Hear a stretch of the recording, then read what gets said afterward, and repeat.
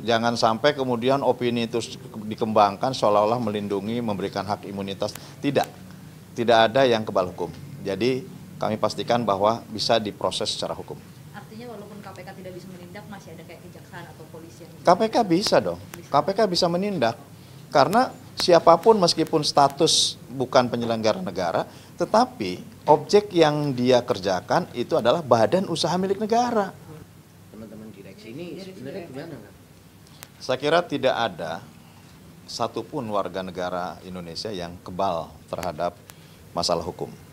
Sehingga dipastikan bahwa undang-undang tidak mengunci, meskipun ya status pegawai BUMN itu bukan penyelenggara negara, tetapi jika melakukan hal-hal yang ini melanggar hukum, melakukan korupsi, tentu undang-undang lainnya berlaku untuk bisa menangkap, memperkarakan terhadap yang melanggar hukum tersebut. Jadi saya kira clear lah. Jangan sampai kemudian opini itu dikembangkan seolah-olah melindungi, memberikan hak imunitas. Tidak ada yang kebal hukum. Jadi kami pastikan bahwa bisa diproses secara hukum. Artinya walaupun KPK tidak bisa menindak, masih ada kayak kejaksaan atau polisi yang KPK bisa dong, KPK bisa menindak. Karena siapapun meskipun status bukan penyelenggara negara, tetapi objek yang dia kerjakan itu adalah badan usaha milik negara. Gitu. Artinya tidak terlepas dari institusi tempat dia bekerja. Gitu. Kecuali kalau dia mau pakai uangnya sendiri, ya silahkan. Tapi selama bahwa dia mempergunakan keuangan negara secara tidak benar, institusi negara apapun bisa untuk memperkarakannya. Artinya di sini penegasannya adalah nggak benar ya, Kang, ya, bahwa KPK kemudian tidak bisa menindak. Saya bukan mengatakan nggak benar, tetapi siapapun aparat penegak hukum bisa menindak para pelanggar hukum atas pengelolaan BUMN. Pak Prabowo kan mendukung RUU perampasan aset. Nah, Ya. dari Demokrat sendiri seperti apa? Kita kan ada proses ketatanegaraan ya. Ada proses ketatanegaraan di mana untuk menjadikan undang-undang itu prioritas, prolegnas prioritas, itu kan keputusan antara Badan Legislasi dan Kementerian Hukum. Sampai sekarang kan belum diputuskan ini masuk prioritas atau tidak. Kemudian apakah akan segera diinisiasi atau tidak, kan belum ada. Namun bagi Demokrat ya sangat terbuka untuk membahas rancangan undang-undang ini.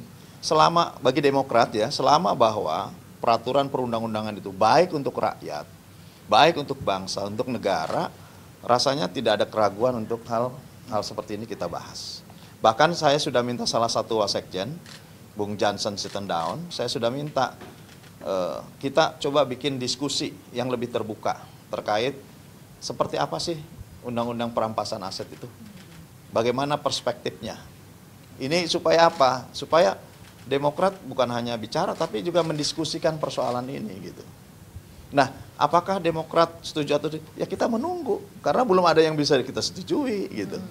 Belum ada hal yang harus kita bahas. Tetapi secara substansial ya kami terbuka untuk membahas ini sehingga betul-betul kalaupun ini menjadi kesepakatan pemerintah dan DPR nantinya menjadi prolegnas prioritas dan kemudian dibahas, ya kami sudah punya bekal dan bahan untuk memperkaya undang-undang tersebut.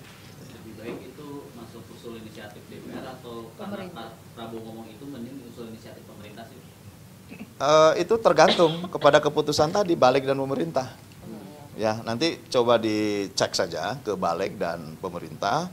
Nanti pada waktu rapat bersama menentukan prolegnas prioritas, apakah itu menjadi inisiatif pemerintah atau inisiatif DPR ya tergantung hasil pertemuan itu.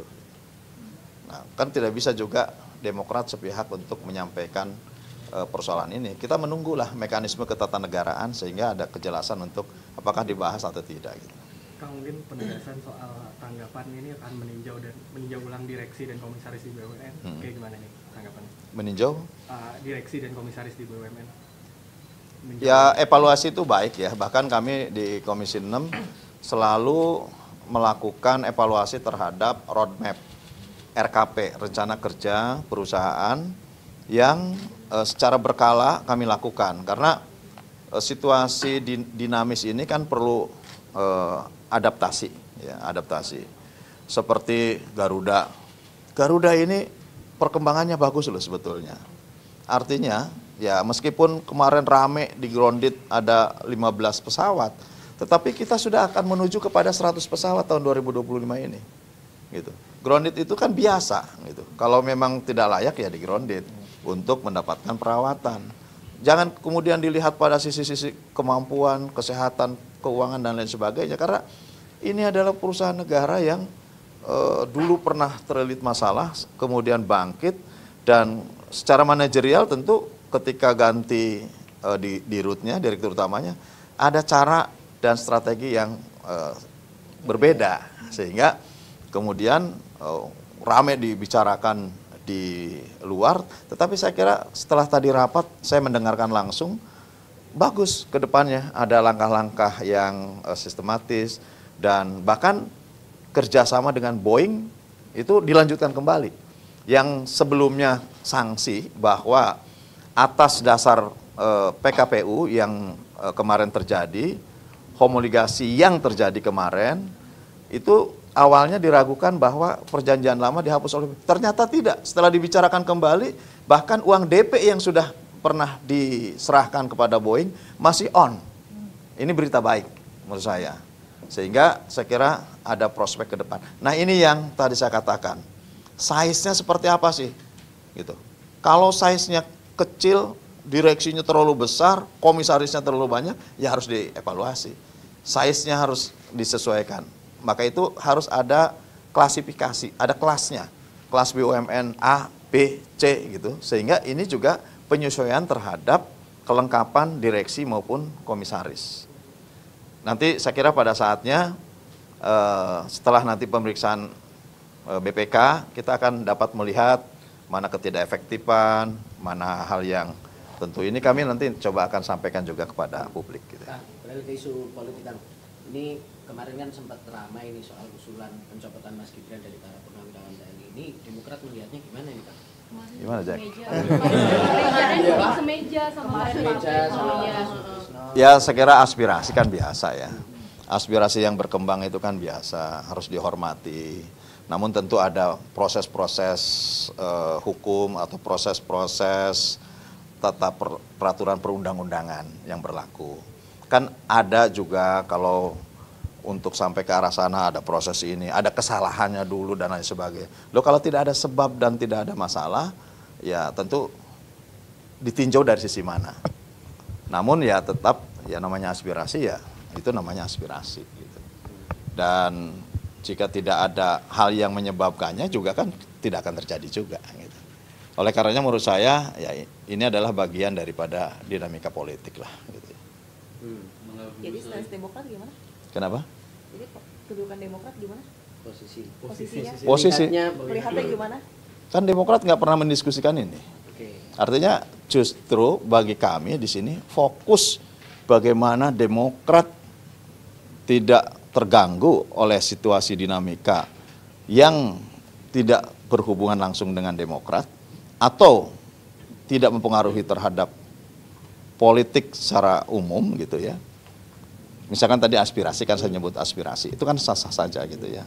Dan kemudian apakah terjadi, kan ada peraturan perundang-undangannya. Kalau di situ saja kan sebetulnya bisa dianalisa. Nah Demokrat lebih baik bahwa kita membicarakan hal-hal lain tadi. Tadi mengatakan tentang bagaimana undang-undang perampasan, kami akan bedah itu gitu.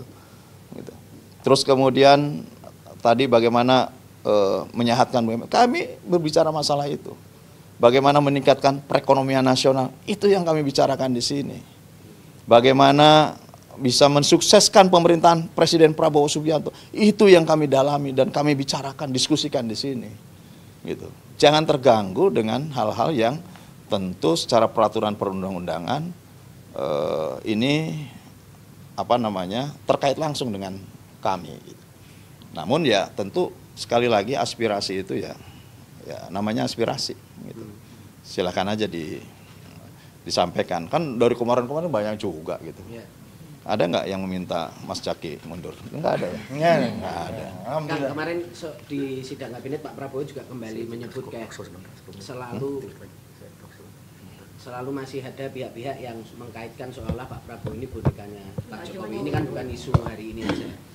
Nah itu gimana Demokrat? Kita bisa melihat ya, dari program-programnya Pak Prabowo yang Asta Cita, itu kan sebagian besar new initiative program-program baru, makan bergizi gratis, sekolah rakyat, kemudian melengkapi seluruh fasilitas rumah sakit, kemudian program membangun institusi koperasi di setiap desa, hilirisasi. Artinya kalau melihat dari program-program Pak Prabowo, jelas ini adalah bentuk kemandirian Pak Prabowo, bentuk kedaulatannya Pak Prabowo sebagai presiden. Gitu. Kita bisa lihat kok dari setiap pengambilan keputusan pada setiap program aja, itu sudah terlihat bahwa memang ini kemandirian dan kedaulatannya Pak Prabowo sebagai presiden. Jadi kami tidak pernah melihat bahwa ada matahari kembar dan sebagainya. Bahwa Pak Prabowo adalah sekarang Presiden Republik Indonesia, kepala negara dan kepala pemerintahan. Tidak dikendalikan oleh siapa-siapa ya berarti? Saya kira Pak Prabowo orang yang punya kemandirian dan kedaulatan. Terkait Pak Hasan Nasbi ini kan surat pengunduran dirinya tidak dikabulkan. Lalu tapi ada juga kritik bahwa tetap harus membenahi komunikasi publik bagi pemerintah. Nah, Pak Sekjen sendiri melihat ini seperti apa? Ya kan harus selalu melakukan perbaikan. Bahkan ya dengan cakupan kementerian yang begitu luas, cakupan persoalan yang begitu banyak, ya tentu harus ada banyak institusi dilibatkan. Sekarang Sesnek dilibatkan, gitu. Itu dalam rangka untuk membagi tugas, segmen mana yang harus dijelaskan kepada publik, saling mengisi. Kan memori kita ini kan terbatas, memori subsistem organisasi juga itu terbatas. Artinya butuh support dari berbagai institusi yang secara umum melekat dan mengetahuinya. Setnek itu kan tahu persis, karena Setnek yang mengatur ritme dan mengatur sistem informasi yang menurut saya ini menjadi input kepada presiden. Artinya tahu semuanya. Nah kalau tahu semuanya kan berarti bisa dilibatkan di dalam melakukan sosialisasi ataupun penyampaian informasi. Kan begitu. Jadi menurut saya semakin banyak yang terlibat, sepanjang terkoordinasi dengan baik dan dimanage menjadi sumber informasi yang akurat, tidak membingungkan dan tidak bertabrakan, saya kira itu akan sangat baik ke depan. Jadi ketika surat pengunduran dirinya tidak dikabulkan itu hak prerogatif presiden. Hak prerogatif presiden dan itu kan sangat sifatnya pribadi gitu ya, sehingga kita juga tidak bisa mengomentari lebih jauh gitu ya. Oke.